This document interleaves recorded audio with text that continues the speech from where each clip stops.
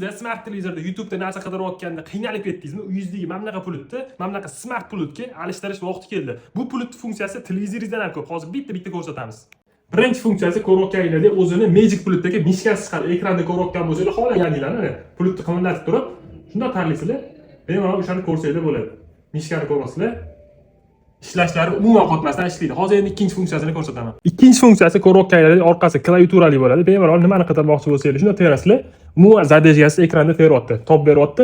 Bemalol tanlab turib, mana shu yerda qiynalmasdan hamma narsani qidirsanglar bo'ladi. Uchinchi zo'r funksiyasi bunda голосовой управленияsi bor. Bemalol pultni o'zidan hamma narsani qidirsanglar bo'ladi. Hozir bitta sinab ko'ramiz. Million. Bittada top beryapti. Bitta pult tuzilishini ko'ringlar. Juda ham chiroyli ishlab chiqarilgan. O'zingizlar pultingizdan ko'ra ancha chiroyli ko'rinish. Orqasida ham klaviaturali hamma narsani bemalol qidirsanglar bo'ladi. Hamma televizorlarga tushadi. Android televizor, smart televizor bo'lsa bo'ldi. Kimga kerak bo'lsa buyurtma beringlar. Butun O'zbekiston bo'ylab dastavkamiz bor.